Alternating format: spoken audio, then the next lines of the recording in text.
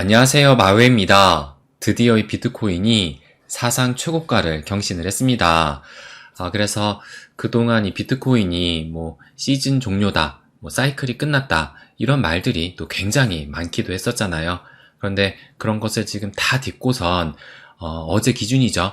드디어 이 비트코인이 사상 최고가를 경신을 한 것입니다. 그래서 이 비트코인을 따라서 이 알트들도 아직 크진 않지만 이제 조금씩 움직이고 있어요. 그래서 제가 지난 요 영상이죠. 딱 지금 6일 전인데 제가 이 영상에서 최고점 경신이냐 아니면 가격 조정이냐 일주일 안에 확실히 결정이 될 것이다.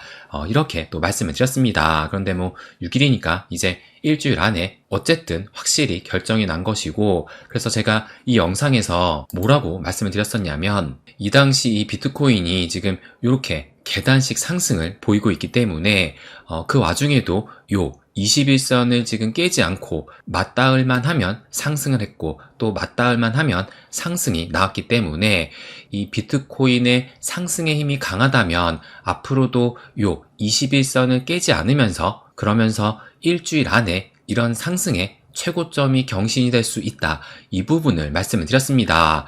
그러면서 제가 줄곧 강조해서 말씀을 드렸던 그 가격대가 요거였죠. 실질적인 저항대인 요 106K 가격대를 계속 중요하다라고 말씀을 드렸어요.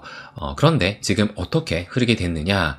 요 현재 비트코인 일봉 차트를 보시게 되면 보시는 것처럼 지금 결국 요 21선을 또 맞닿을만 하니까 슈팅이 나오게 되면서 그래서 결정적으로 지금 이 실질적인 저항대인 106K를 어제자로 돌파하게 되니까 이런 슈팅이 나오면서 지금 현재 11만 달러로 이 사상 최고가를 경신을 한 것입니다.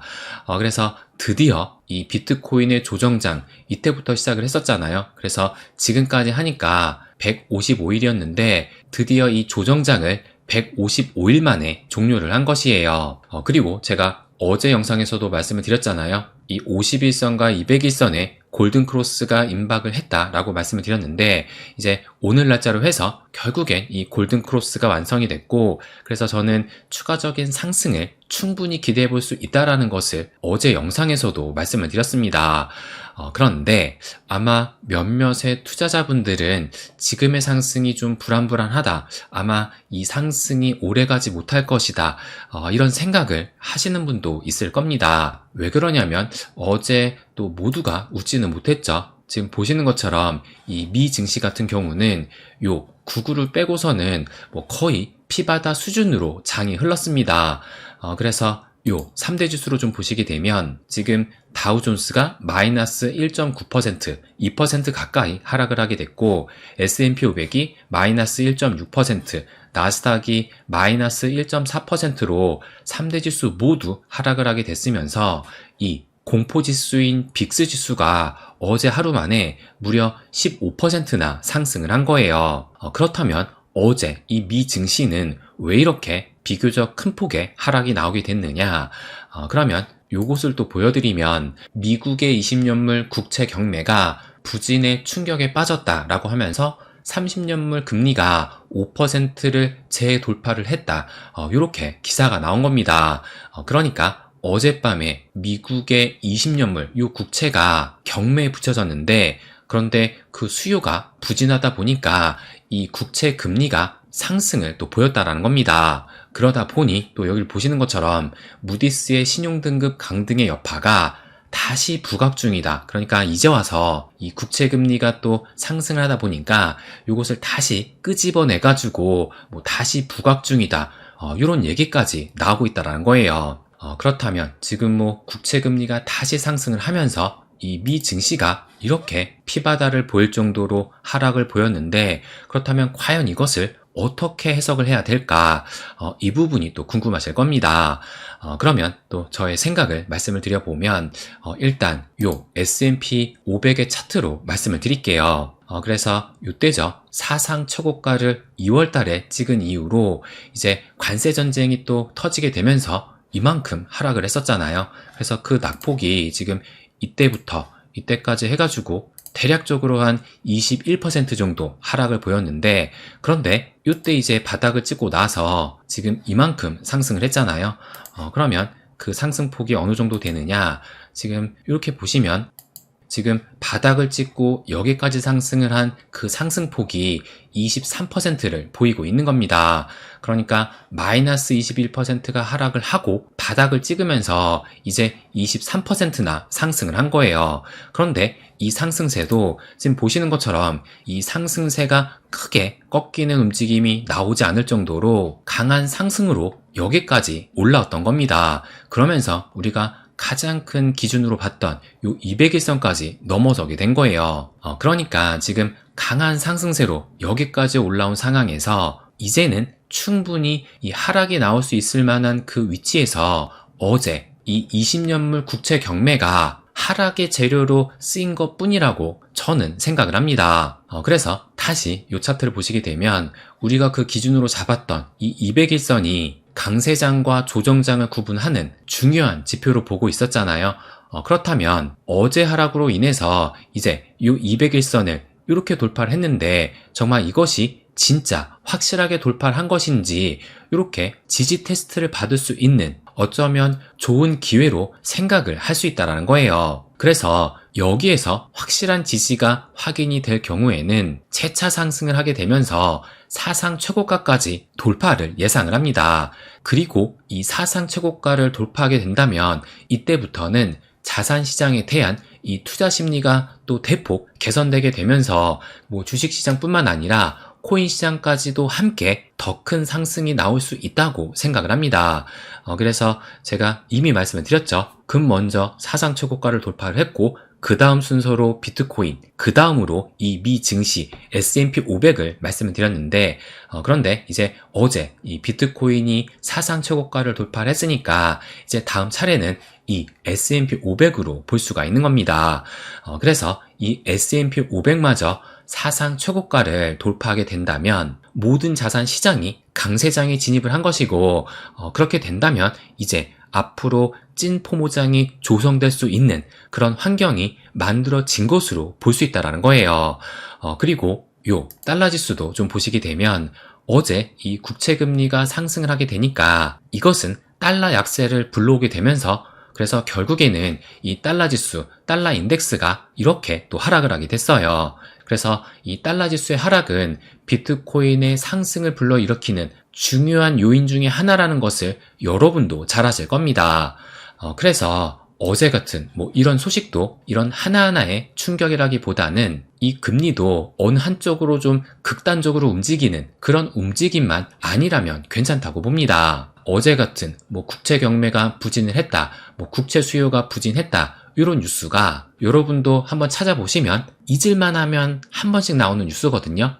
그러니까 어제 이런 소식도 현재 이 미증시의 흐름을 봤을 때 하락이 할 만한 그 위치에서 하락의 재료로 쓰인 것 뿐이지 이것이 큰 충격을 주는 그런 이슈는 아니다. 저는 이 부분을 말씀드리고 싶습니다. 그리고 제가 조금 전에 보여드린 이 달러 지수도 이게 일봉인데 주봉으로 좀 보여드리면 제가 이 트럼프 위기가 시작이 되면서 지금 이 달러 지수가 계속 하락을 하고 있다.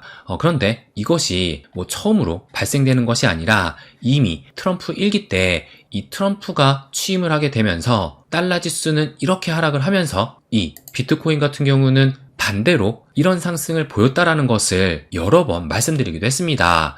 그런데 지금 보시게 되면 이렇게 좀 맞춰서 볼게요. 달러 지수가 트럼프가 취임한 이후로 이렇게 하락을 하게 되면서 이 비트코인 역시도 지금 상방으로 올라가고 있는 거예요.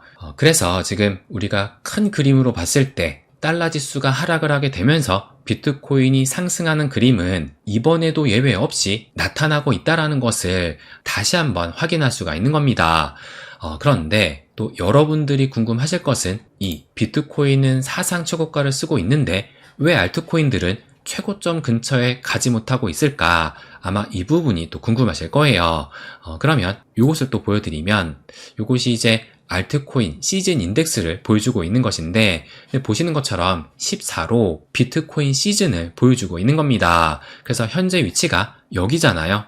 그런데 이제 요 알트코인 시즌이 이때 작년 이제 3월 고점을 찍었을 1월달 요때 고점을 한번 찍었었고, 그리고 작년 11월에 트럼프가 당선이 되면서 마찬가지로 이 알트코인 시즌에 진입을 했었는데, 그런데 그 두 번의 상승이 나오기 전에 그 바닥 가격에 현재 위치가 동일하게 있다라는 겁니다.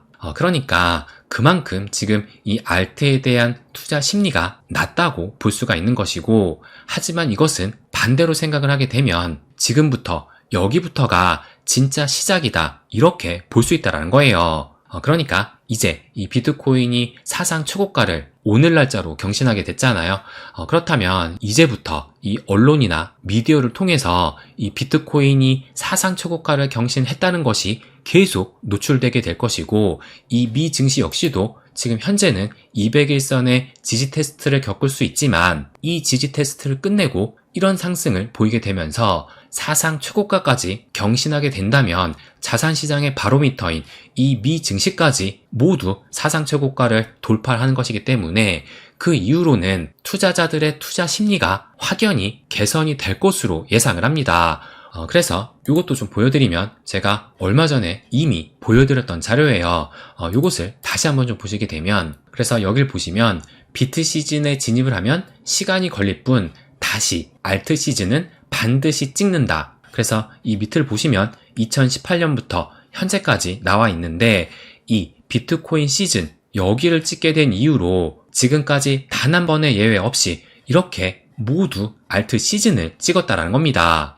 그러니까 인간의 심리상 이 비트코인 시즌만 주구장창 있지를 않는다라는 거예요. 왜 그러냐면 인간의 탐욕은 이 비트코인보다 더 높은 수익률을 쫓아서 이 알트코인으로 흐를 수밖에 없다라는 겁니다. 그렇기 때문에 이 비트 시즌 다음에는 어김없이 이 알트 시즌으로 갔던 겁니다. 그래서 이번 역시도 당연히 그럴 것으로 예상을 해요. 그래서 마지막으로 말씀을 드리면, 이 비트코인이 사상 최고가를 이제야 돌파한 만큼 지금부터가 진짜 시작인 것이고, 그동안 또 열심히 우리가 이 물량들을 모아왔잖아요. 그래서 그 물량들을 아직까지 잘 지켜나갈 시기이지 지금은 매도를 고려할 시점은 아니다, 이 부분을 마지막으로 말씀드리고 싶습니다. 네, 그럼 오늘은 여기까지 하겠습니다. 항상 제 이야기 끝까지 들어주셔서 감사드립니다. 부자가 되는 길, My Way.